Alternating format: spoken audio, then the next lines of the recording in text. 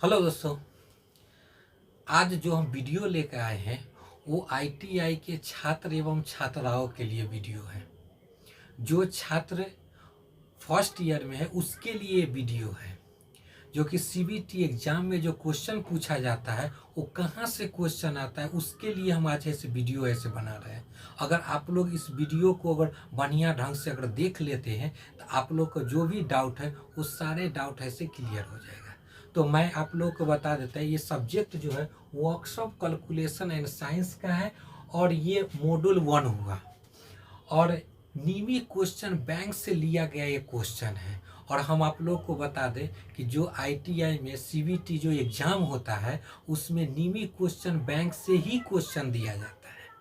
तो आप लोग घबराइएगा नहीं, क्योंकि हम उसी का ऐसे आप लोग को ऐसे बतलाएंगे और बहुत ही इजी वे में आप लोग को समझाएंगे। तो यहाँ पे ट्रेड देख रहे हैं किसके लिए, जिसका ट्रेड इलेक्ट्रीशियन और फिटर है उसके लिए है। समझ में आ रहा है।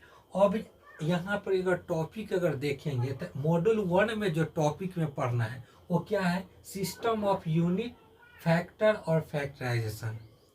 तीन गो टॉपिक को इसमें मॉड्यूल 1 में ऐसे पढ़ना है, इसको ऐसे समझना है। तो चलिए बिना देर किए हुए इसको समझते हैं क्या क्या क्वेश्चन है, इसमें किस प्रकार से दिया गया है। तो आप लोग ऐसे जो छात्र, फिर बोल रहे हैं, जो छात्र का सीबीटी एग्जाम होगा उसके लिए बहुत ही इम्पोर्टेंट है। मैंने देखा है कि इसी में से क्वेश्चन ऐसे एग्जाम में ऐसे दिया जाता है। मैंने बहुत सारे स्टूडेंट से भी पूछा है तो बोलता है कि नहीं सर इसी में से ऐसे क्वेश्चन दिया जाता है। तो चलिए, और आप ही लोग के लिए ऐसे नियमित क्वेश्चन है ऐसे जारी किया गया। जैसा कि देख रहे हैं हम आपको पीडीएफ दिखा रहे हैं, ये जो पीडीएफ जो देख रहे हैं ये नियमित क्वेश्चन बैंक का है। तो आप लोग को ऐसे इसी में से हम आपको बतलाएंगे। तो चलिए स्टार्ट किया जाता है। पहला क्वेश्चन है कि इकाइयों की दो प्रकार कौन से हैं। बहुत इजी दिया है, इकाई की दो प्रकार। तो इकाई की दो प्रकार कौन होता है, एगो होता है मौलिक और दूसरा होता है व्युत्क्रम। तो यहाँ पर इसका सीधे सीधे इसका आंसर क्या हो जाएगा, सी हो जाएगा। और एक चीज थोड़ा सा बता देते हैं, मौलिक और व्युत्क्रम में क्या अंतर है। मौलिक इकाई जो होता है वो स्वतंत्र होता है और व्युत्क्रम इकाई जो होता है वो मौलिक इकाई से ही प्राप्त किया जाता है। समझ में आ रहा है बात। तो अब चलते अगला क्वेश्चन, कहता है इसमें से मूलभूत इकाई कौन सी है। अभी हम आप लोग को बताया कि जो मौलिक इकाई या मूलभूत इकाई जो होता है वो स्वतंत्र होता है। तो ऑप्शन में चेक करते हैं कि कौन है। देखिए यहाँ पर पहला ए में क्या है, लंबाई, द्रव्यमान और आयतन। तो यहाँ पे समझिए कि लंबाई और द्रव्यमान ये दोनों क्या है, मूलभूत इकाई। लेकिन ये आयतन जो है ना वो व्युत्क्रम इकाई है, इसलिए इसका पहला आंसर नहीं होगा। अब बी में अगर चेक करते हैं यहाँ पे देख लीजिए, लंबाई, द्रव्यमान और समय, ये जो आपको दिख रहा है ये जो है ये मूलभूत इकाई है। तो इसलिए इसका जो आंसर जो हो जाएगा वो क्या हो जाएगा, बी हो जाएगा। समझ में आ रहा है। अब अगला क्वेश्चन की ओर बढ़ते, कह रहा है कि एमकेएस प्रणाली में एम अक्षर क्या दर्शाता है। तो पहले लिखते हैं एमकेएस।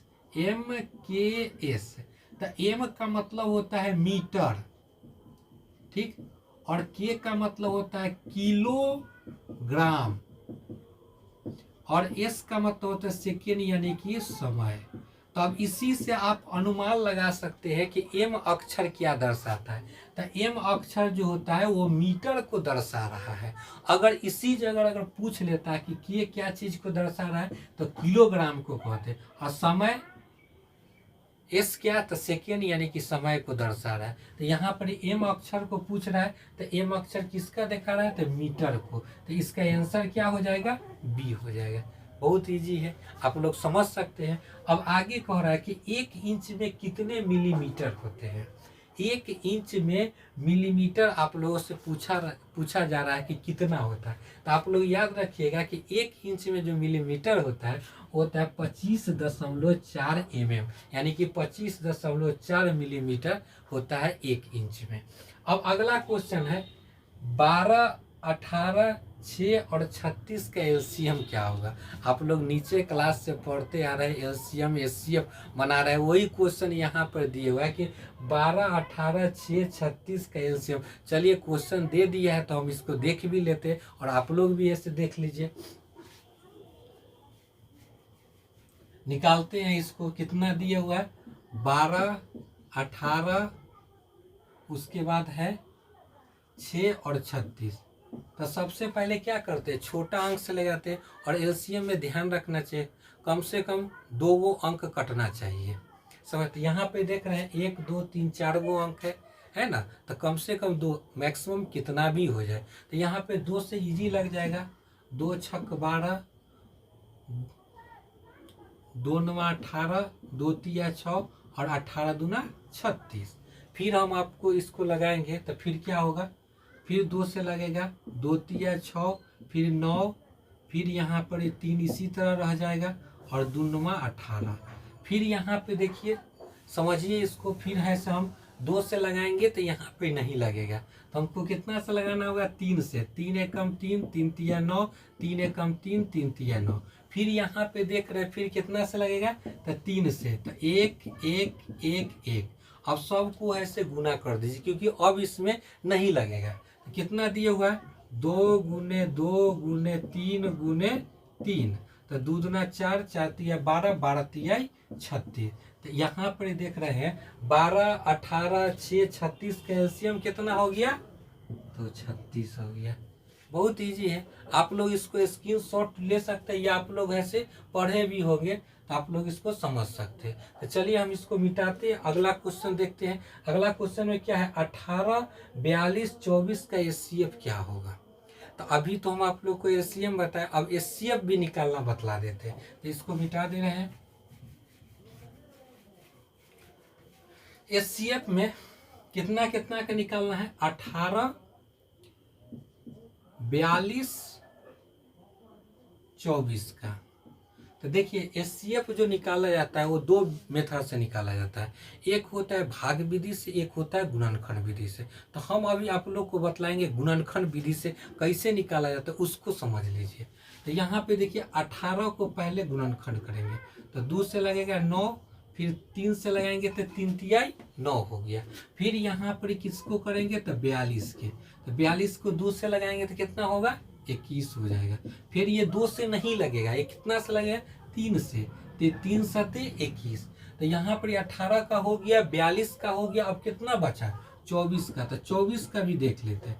तो 2 से लगाएंगे तो 12, फिर 2 से लगाएंगे तो 6, फिर 2 से लगाएंगे तो 3 हो गया। अब जिसका जितना का हम निकाले अब सबको लिखते हैं। यानी कि 18 का गुणनखंड कितना आ गया, तो 2 गुने 3 गुने 3 हो गया। अब उसी प्रकार से 42 का देखेंगे तो 42 का कितना आया, 2 गुने 3 गुने 7। उसी तरह 24 का लिखेंगे 2 गुने 2 गुने 2 गुने 3 हो गया। जिस सब का गुणनखंड हम लिख लिए। अब देखिए यहाँ पर एचसीएफ क्या होता है, यहाँ पे 3 गो संख्या अलग अलग दे, तीनों में जो कॉमन होगा उसी को हम एचसीएफ में क्या करते हैं, गुना करते हैं। कॉमन मतलब तीनों में जो मिलेगा, ठीक। तो तीनों में देखिएगा कि यहाँ पे 2 मिल रहा है, 2 तीनों में, तो 2 लिखेंगे गुने। फिर उसके बाद 3 भी देख लीजिए, 3 भी मिल रहा है तीनों में, है ना। तो फिर 3 लिखेंगे। उसके बाद अगला 3 अगर देखते हैं तो अगला 3 देखिए कि इसमें है लेकिन इसमें नहीं है, तो ये वाला नहीं होगा। तो इसका एचसीएफ कितना हो गया, तो 3 दूना 6। बहुत ईजी है। यहाँ पर कौन हो जाएगा आंसर इसका, इसका आंसर जो होगा वो बी हो जाएगा। 7 नंबर क्वेश्चन है, इसको समझिएगा क्या लिखा हुआ है। कह रहा है कि दिए गए मिश्रित भिन्न को अनुचित भिन्न कौन सी होगी। तो यहाँ पे देख रहे हैं मिश्रित भिन्न कितना दिया हुआ है, 7.3/7। तो इसका कह रहा है कि अनुचित भिन्न क्या होगा। तो यहाँ पे पूर्णांक में है तो इसको तोड़ेंगे वही आपका आंसर आ जाएगा। चलिए देखते हैं कैसे बनाते हैं इसको। तो यहाँ पे देख लीजिए कितना लिखा हुआ है, 7.3/7। अब इसका तोड़ने का तरीका क्या है कि इस संख्या को इस संख्या से गुना करेंगे। मतलब क्या, 7 गुने 7 और ऊपर में जो संख्या दिया उसको क्या करेंगे, जोड़ेंगे। तो कितना हो जाएगा, +3, और बटा में जो संख्या दिया हुआ उसको बटा में जैसे है वैसे लिख देंगे। तो चलिए अब इसको गुना करते, 7 7 49 हुआ, +3 और बटा कितना हो गया 7। अब इसको आप जोड़ दीजिए तो कितना होगा, 9 3 12 के 2 हासिल 1 1 इसमें जोड़िएगा तो 4 1 5 और बटा 7, यानी कि 52/7 इसको आ गया। तो अब यहाँ पे चेक कीजिए कि 52/7 कौन है। तो यहाँ पे 52/7 जो है इसका पहला आंसर हो जाएगा। अब नेक्स्ट क्वेश्चन बढ़ते हैं। नेक्स्ट क्वेश्चन में क्या है कि 0.0000659 दशमलव भिन्न को साधारण भिन्न में बदलें। मतलब कि जो डेसिमल में दिए हुआ है इसको हम साधारण भिन्न में बदलने का मतलब ये होता है कि इसको हमको दशमलव उड़ाएंगे और तब उसके बाद देखेंगे कि इसका आंसर क्या आता है। ठीक है, तो चलिए इसको भी देख लेते हैं। कितना दिया हुआ है 0.000 और उसके बाद 659, यही है। क्या नंबर क्वेश्चन है? 8 नंबर। और ये क्या नंबर था? 7 नंबर। तो अब यहाँ पर ही थोड़ा सा आप लोग ध्यान दीजिएगा, आप लोग पढ़वे किए होंगे कि दशमलव उड़ाने के बाद जितना अंक रहता है ना उतना जीरो बैठाया जाता है। तो चलिए यहाँ पर हम इसको डेसिमल को उड़ा दिए, तो इसके बटा में 1 डालेंगे। उसके बाद देखिए कै गो अंक है, 1 2 3 4 5 6। तो यहाँ पर क्या गो जीरो बैठाएंगे? 6 गो जीरो, 3 4 5 6 हो गया। अब देखिए अंक से पहले जीरो का कोई वैल्यू होता है? कोई वैल्यू नहीं। यहाँ पर कितना होगा? 659 बटा 1 पर क्या गो जीरो है? 6 गो जीरो बैठा दीजिए, 3 4 5 6। अब यहाँ पर चेक कीजिए कि 1 पर 6 गो जीरो कौन सा है। ठीक है, तो इसमें देखिए 1 पर 3 गो जीरो, इसमें अगर चेक करते तो 1 पर 4 गो जीरो, इसमें अगर चेक करते तो 1 पर 5 गो जीरो, इसमें डी नंबर में देखिएगा तो 1 पर क्या गो जीरो है? 6 गो जीरो। तो इसका आंसर कितना हो जाए? कौन हो जाएगा? तो डी हो जाएगा। ऊपर वाला देखिए सब सेम है। समझ में आ रहा है आप लोगों को? अब नेक्स्ट क्वेश्चन की ओर बढ़ते हैं। नेक्स्ट क्वेश्चन क्या कह रहा है कि सरल कीजिए। यहाँ पे देखिए क्वेश्चन दिया हुआ है, इसको सरल करना है, मतलब इसको सोल्व करना है। तो अगर आप लोग देख रहे होंगे तो क्या है, भिन्न का जोड़ और घटाव दिए हुए हैं। तो चलिए इसको भी हम सरल कर लेते हैं। अगर आप लोग को इस क्वेश्चन को नहीं समझ में आ रहा तो आप इसको स्क्रीनशॉट ऐसे ले सकते हैं। तो हम इसको मिटाएंगे, हम अगला क्वेश्चन ऐसे इसमें लिखेंगे। तो अगला क्वेश्चन 9 नंबर क्वेश्चन देखते हैं। 9 नंबर क्वेश्चन में क्या है? 3/4। आगे देख रहे हैं 9 नंबर क्वेश्चन कितना है? 3/4 प्लस 2/5 माइनस कितना है? 5/20। क्या करेंगे? नीचे जो भी संख्या दिया हुआ है सभी को ऐसे एलसीएम निकालेंगे। 4 5 और 20। देखते हैं इसका एलसीएम निकाल के। 4 है, 5 है और 20 है। पहले इसमें क्या करेंगे? 2 से लगाएंगे। तो 2 से लगाएंगे तो 2 दूना 4, 5 इसी तरह रह जाएगा और ये 10 हो गया। अब यहाँ पर फिर 2 से लगाएंगे तो 2 एकम 2, 5 इसी प्रकार है, 2 पंचे 10। अब 5 से लगाएंगे तो 1 1 1, यानी कि इसका एलसीएम देखिए कितना हो जा रहा है? 2 दूना 4, 4 पंचे 20। तो चलिए 20 हम लिख दिए। अब क्या करते हैं? 20 को 4 से भाग देंगे। कितना बार में लगेगा? 4 पंचे 20, 5 बार में। 5 को ऊपर वाला संख्या से गुना करेंगे तो 5 तिया 15 प्लस फिर इसको इससे भाग दीजिए। तो 5 चौका 20, 4 बार में लगे और 4 को 2 से गुना करिए तो 4 दूना 8 माइनस फिर 20 को 20 से भाग लगाइए तो कितना बार में लगेगा? तो 1 बार में। 1 को 5 से गुना कीजिए 5। अब कीजिए कि काम, ये दोनों को जोड़कर और 5 से घटा दीजिए तो जोड़िएगा तो कितना होगा? 8 और 5 13 के 3 हासिल 1। तो ये 1 इसमें जोड़ेंगे तो 2 23 माइनस 5/20। अब इसको घटाइए तो 3 में से 5 नहीं घटेगा तो 13 में से 5 घटाएंगे 8 और ये हो गया 1/20 हो गया। अब देखिए यहाँ पर इस कटेगा, 2 से काटिए, नीचे 10 और ये कितना हो जाएगा? 9। तो 9/10 इसका ऐसे आंसर आ गया। तो इसका आंसर कौन हो गया? तो बी हो गया। आप इसको बना सकते, आप लोग बनाए होंगे, भिन्न का जोड़ घटा वही क्वेश्चन यहाँ पर ही दिए हुआ है। अब अगला क्वेश्चन की ओर बढ़ते हैं। 10 नंबर क्वेश्चन देखेंगे और इसको भी बनाएंगे। थोड़ा सा आप लोग ध्यान दीजिएगा कि 10 नंबर क्वेश्चन में उसमें पीडीएफ में थोड़ा सा मिस्टेक है, यहाँ पे माइनस है जबकि यहाँ पे माइनस नहीं, यहाँ पर भाग होना चाहिए। ठीक है, तो इसको आप लोग थोड़ा सा देख लीजिएगा। अब चलते इसको भी बनाते हैं। आप लोग इसको स्क्रीनशॉट ले सकते हैं या इसको पॉज करके आप लोग ऐसे देख सकते हैं।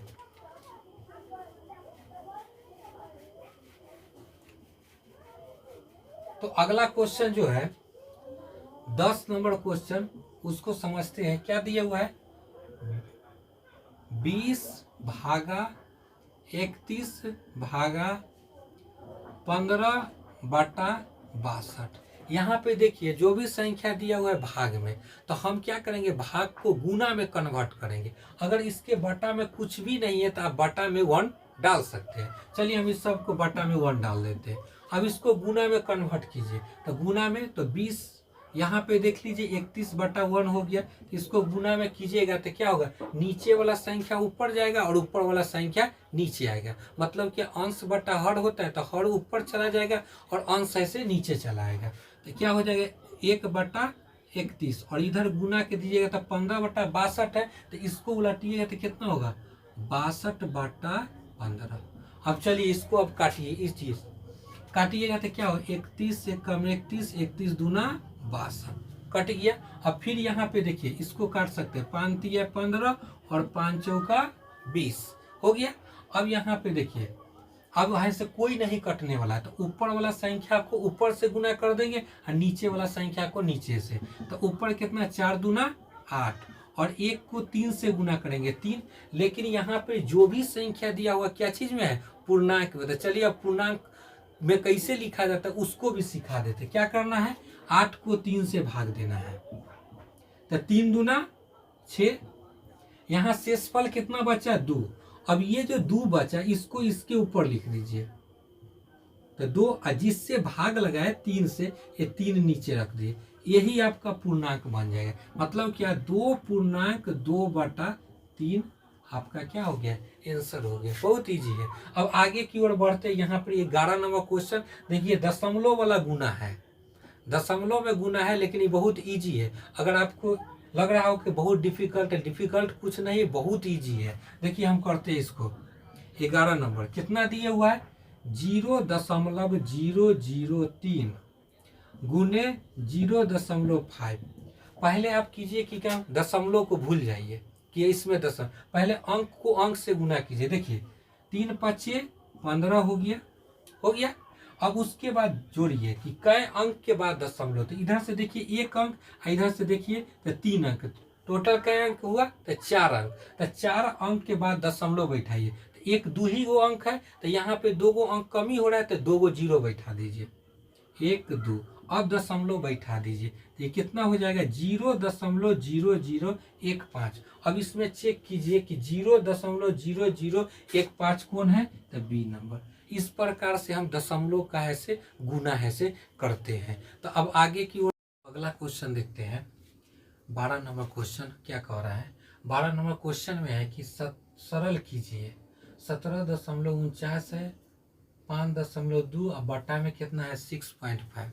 तो चलिए इसको हम यहाँ पर ही ऐसे इसको सरल करते हैं। पहले लिखते हैं कितना है, 17.49 गुने 5.2 और बटा में कितना दिया हुआ है 6.5। हम क्या कर रहे हैं, यहाँ पे दशमलव को उड़ा रहे हैं। जैसे यहाँ दशमलव उड़ाएंगे तो बटा में क्या करेंगे, 1 डालेंगे। इसके बाद जितना अंक है उतना जीरो बैठाएंगे। तो 2 गो अंक है तो 2 गो जीरो। फिर यहाँ पे दशमलव उड़ाएंगे, कै गो अंक हो गया, 1 गो, तो 1 गो जीरो बैठाए। फिर यहाँ पर ही करेंगे कि क्या, कि 1 बैठाएंगे, इसके बाद जैगो अंक रहेगा उतना जीरो। ठीक हो गया। अब अगला लाइन में इसको काट कूट करेंगे। तब चलिए अब इसको हम देखते हैं। तो 1749 गुने 52 बटा 100 गुने 10। अब इसको हम उलट दे रहे हैं, तो ये 10 क्या होगा, ऊपर चला जाएगा और 65 ऐसे नीचे चला आएगा। ठीक है। अब यहाँ पर काटेंगे एकदम बढ़िया तरीका से। तो इसको 10 को एक बार में काट दिए। अब यहाँ पे देखिए 13 5 65, 13 चौका 52 हो गया। अब क्या करना है कि आप आगे भी इसको काट सकते हैं, अगर चाहिएगा तो इसको भी आप काट सकते हैं। यहाँ पर इसको 2 दूना 4, 50 दूना 100। ठीक है। फिर आप काट सकते हैं 2 1 कम 2 और 25 दूना 50। हो गया। अब यहाँ पर ही अब कोई नहीं कटेगा, तो अब क्या कीजिए, ऊपर वाला संख्या को ऊपर से गुना कीजिए। कितना है 1749 बटा, यहाँ पे देखिए 25 को 5 से गुना करेंगे तो 125 आ जाएगा। अब जब आप इसको है से भाग दीजिएगा, ठीक है ना, तो जब आप इसको भाग दीजिएगा तो ये दशमलव में आएगा, यानी कि 13.98 इस तरह से ऐसे ये दशमलव में आ जाए, या 9 भी आ सकता है, ये आपको ऐसे आंसर हो जाएगा। तो इस प्रकार से इसका आंसर देखते हैं तो क्या हो जाता है, डी है से इसका आंसर आता है। तो आप इस तरह से इसको सिंप्लीफाई कर सकते हैं। अब अगला क्वेश्चन क्या है कि यदि किसी 225 मीटर लंबे तार को 900 बराबर भागों में काटा जाए तो प्रत्येक भाग की लंबाई क्या होगा। मान लीजिए कि ये 225 मीटर लंबा तार है, इसको 900 भागों में बांटना है। तो क्या जैसे ही कहेगा 900 भाग, तो क्या करेंगे, 225 को 900 से भाग देंगे। उसके बाद प्रत्येक भाग की लंबाई क्या होगा वो आपको पता चल जाएगा। तो चलिए हम इसको करते हैं। यहाँ पे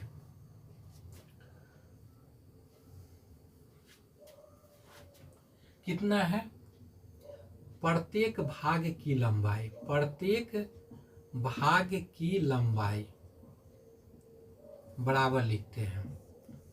ध्यान दीजिए कितना मीटर तार को काटना है, 225 मीटर। तो 225 बटा 900 लिख, यहाँ पर बचा कितना 4, तो 5 8 40 और यहाँ पे 0, ये कितना आ गया 180 आ गया। फिर इसको काटिए तो 5 चौका 20 और 50 25 हो गया। अब फिर जब आप इसको काटिएगा 5 से फिर कटिएगा, 5 9 45 और 5 3 15 और यहाँ पे देखिए 15, तो यहाँ पर बच जाएगा कितना, 5 3 15 3, तो 5 6 30, तो ये आएगा कितना 9 बटा 36। ठीक है, 9 बटा 36 आया। अब इसको आप क्या कीजिए, भाग कर देकर देखिए। तो यहाँ पर हम करते हैं, इसको भाग देते हैं, देखते हैं 9 को कितना से देना है 36 से। ठीक है, तो यहाँ पे लगेगा नहीं, तो हम क्या करें, यहाँ पे दशमलव बैठाएंगे, तो यहाँ पर क्या होगा 0 होगा। अब इसको देखना है कि ये कई बार में ऐसे लगेगा, तो ये 2 बार में लग जाएगा। तो 6 दूना 12 के 2 हासिल 1, 3 दूना 6 1 7, कितना हो गया 72 हो गया। अब आगे देखिए, इसको घटाइए, तो 10 में से 2 घटाएंगे तो 8। अब उसके बाद फिर इसको घटाएंगे तो 8 में से 7 गया तो 1 हुआ। फिर आप यहाँ पर 0, फिर आप इसको ऐसे लगाइएगा तो ये 5 बार में लगेगा। 6 5 30 के 0, 1 कट जाएगा। तो इस प्रकार से इसका आंसर जो हो गया 0.25 ऐसे मीटर आपको आंसर हो गया।